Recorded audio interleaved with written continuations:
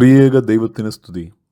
വലിയ നോമ്പിൻ്റെ 35-ാം ദിനമായ ഇന്ന് നമ്മുടെ ചിന്തയ്ക്ക് ആധാരമായിരിക്കുന്ന വേദഭാഗം അപ്പോസ്തലനായ വിശുദ്ധ പൗലോസ് റോമർക്കെഴുതിയ ലേഖനം 5-ാം അധ്യായം 8-ാം വാക്യമാണ്.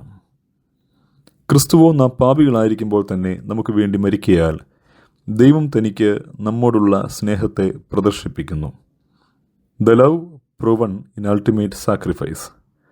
പരമയാഗത്തിലൂടെ വെളിപ്പെട്ട സ്നേഹം. നമ്മോടുള്ള ദൈവത്തിൻ്റെ അളവറ്റ കൃപയും കൃപയ്ക്ക് അവൻ നൽകിയ വിലയും ഈ കൃപയ്ക്ക് നിദാനമായ ദൈവസ്നേഹവും ഒരിക്കലൂടെ നമ്മോട് പ്രസംഗിക്കുകയാണ് വിശുദ്ധനായ പൗലോസ്ലീഹ. നാം പാപികളായിരിക്കുമ്പോൾ തന്നെ അവൻ നമുക്ക് വേണ്ടി മരിച്ചു. Christ died four us while we were sinners. He loved us first. He loved us at our worst. This is grace. അവൻ നമ്മെ ആദ്യം സ്നേഹിച്ചു. നമ്മുടെ ഏറ്റവും ഹീനമായ അവസ്ഥയിൽ തന്നെ അവൻ നമ്മെ സ്നേഹിച്ചു. ഇതിനെ വ്യാഖ്യാനിക്കുവാൻ ഒറ്റ വാക്കേ ഉള്ളൂ: കൃപ. ദൈവത്തിൻ്റെ കൃപ. ഒന്നിനു വേണ്ടിയും അത് കാത്തു നിൽക്കുന്നില്ല. നമ്മുടെ അനുതാപത്തിന് വേണ്ടി പോലും കാത്തു നിൽക്കാതെ അവൻ നമുക്ക് വേണ്ടി മരിച്ചു. നമുക്ക് പാപബോധം ഉണ്ടാകും മുൻപേ അവൻ നമ്മുടെ പാപമോചനത്തിനുള്ളത് ചെയ്തു. കൃപ പ്രാപിപ്പാൻ നാം ഒന്നും ചെയ്യേണ്ടതില്ല. എന്നാൽ കൃപ ലഭിച്ച നാം ചിലത് ആകുവാൻ, ചിലത് ചെയ്യുവാൻ വിളിക്കപ്പെട്ടവരായിരിക്കുന്നു. 1 കൊരിന്ത്യർ 15:10 പൗലോസ് അപ്പോസ്തലൻ പറയുന്നുണ്ട്: എങ്കിലും ഞാൻ ആകുന്നത് ദൈവകൃപയാലാകുന്നു, എന്നോടുള്ള അവൻ്റെ കൃപ വ്യർത്ഥമായതുമില്ല.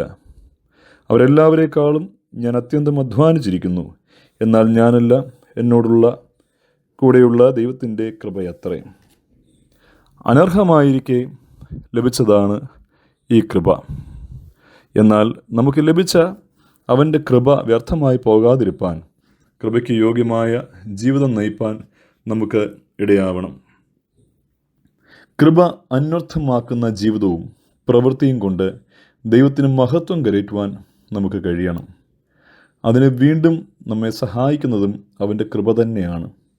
ഈ നോമ്പുകാലം നമ്മിലുള്ള ദൈവകൃപയെ മാനിച്ച് ജീവിച്ചു തുടങ്ങുവാൻ നമുക്ക് ഇടയാകട്ടെ.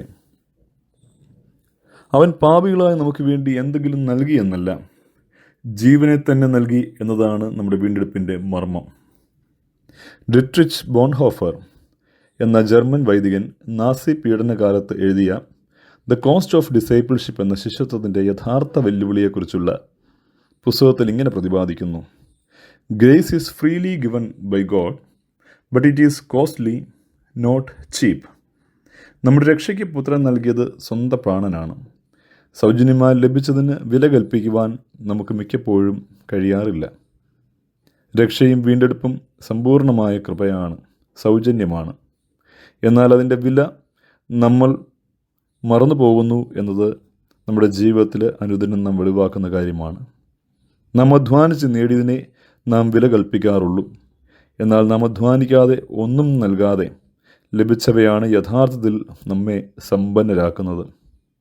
ഈ മനുഷ്യായുസ്, ക്രിസ്തീയ ജീവിതം, ആരോഗ്യമുള്ള ശരീരം, മാതാപിതാക്കൾ, കുടുംബം, തലമുറകൾ, സഭ, രക്ഷ, വീണ്ടെടുപ്പ്, ഇവയെല്ലാം നാം സമ്പാദിക്കാതെ ദൈവം നമുക്ക് സൗജന്യമായി നൽകിയതാണ്. ഇവയുടെ വില നമുക്ക് കണക്ക് കൂട്ടാവുന്നതിലും അധികമാണ്.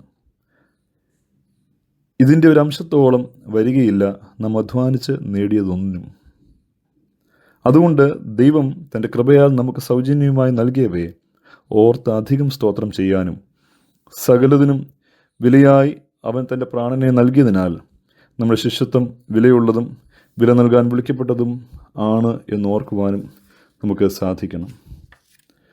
പുത്രൻ്റെ പരമയാഗത്തിലൂടെ ദൈവം തനിക്ക് നമ്മോടുള്ള സ്നേഹം പ്രദർശിപ്പിക്കുകയാണ്.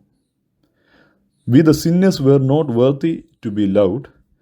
പാപികളായ നമുക്ക് സ്നേഹിക്കപ്പെടുവാനുള്ള യാതൊരു യോഗ്യതയും ഇല്ലായിരുന്നു. യോഗ്യതയില്ലാത്തവരെയും നമ്മുടെ ജീവിതത്തിൽ നമുക്ക് പ്രാധാന്യമില്ലാത്തവരെയും നാം ഒരിക്കലും സ്നേഹിക്കാറില്ല. എന്നാൽ നമുക്ക് പ്രാധാന്യവും യാതൊരു യോഗ്യതയും ഇല്ലാതെ ഇരുന്നപ്പോൾ തന്നെ ദൈവമെല്ലാം നൽകി നമ്മെ സ്നേഹിച്ചതാണ്. ഇതാണ് ഉപാധികളില്ലാത്ത ദൈവസ്നേഹം, ഗോഡ്സ് അൺകണ്ടീഷണൽ ലവ്. ഈ ഭൂമിയിൽ ദൈവത്തിൻ്റെ സ്നേഹം മാത്രമേ ഇങ്ങനെയുള്ളൂ. ഇങ്ങനെ പറയുന്നത് ശരിയാണ്: ദൈവം മാത്രമേ യഥാർത്ഥമായി സ്നേഹിക്കുന്നുള്ളൂ. അത് ദീർഘക്ഷമയുള്ള സ്നേഹമാണ്. ഒരിക്കൽ നാം അത് തിരിച്ചറിയുമെന്നും അവങ്കിലേക്ക് മടങ്ങിച്ചെല്ലുമെന്നും അവനറിയാം. അവൻ സ്നേഹിച്ചുകൊണ്ട് നമ്മെ കാത്തിരിക്കുകയാണ്. അവൻ മടുക്കാതെ സ്നേഹിക്കുന്നു, മുടങ്ങാതെ സ്നേഹിക്കുന്നു. അവൻ്റെ സ്നേഹം ഓരോ ദിവസവും പുതുതാണ്. അത് നിലയ്ക്കാത്ത പ്രവാഹമായി നമ്മിലേക്ക് വന്നുകൊണ്ടേയിരിക്കുകയാണ്. വിശുദ്ധ യോഹന്നാൻ അതിനെ ഇങ്ങനെ വിശേഷിപ്പിക്കുന്നുണ്ട്: ഏത് മനുഷ്യനെയും പ്രകാശിപ്പിക്കുന്ന സത്യവെളിച്ചം ലോകത്തിലേക്ക് വന്നുകൊണ്ടേയിരുന്നു. ഒരിക്കൽ ഈ സ്നേഹത്തിൻ്റെ വെളിച്ചം നമ്മുടെ കണ്ണ് തുറപ്പിക്കും എന്ന് അവൻ നല്ല നിശ്ചയമുണ്ട്. ഈ സ്നേഹത്തെ തിരിച്ചറിയുവാൻ, കൈക്കൊള്ളുവാൻ, അതിൽ പ്രവേശിച്ച് ജീവിപ്പാൻ നമുക്ക് സാധിക്കട്ടെ. ഉപാധികളില്ലാതെ സ്നേഹിക്കുന്ന മനുഷ്യരാവാൻ ഈ നോമ്പുകാലം നമ്മെ ഒരുക്കട്ടെ. നമുക്ക് പ്രാർത്ഥിക്കാം. ക്രൂശിലെ പരമയാഗമായി തന്നെ അർപ്പിച്ച കർത്താവേ, ഞങ്ങളെ കൃപാബോധമുള്ളവരാക്കി തീർക്കണമേ. ഞങ്ങളുടെ വീണ്ടെടുപ്പിനെ വിലയെ തിരിച്ചറിയുവാൻ ഞങ്ങളെ സഹായിക്കണമേ. ഉപാധികളില്ലാതെ നിന്നെപ്പോലെ സ്നേഹിക്കുവാൻ ഞങ്ങളെ പഠിപ്പിക്കണമേ. ആമേൻ.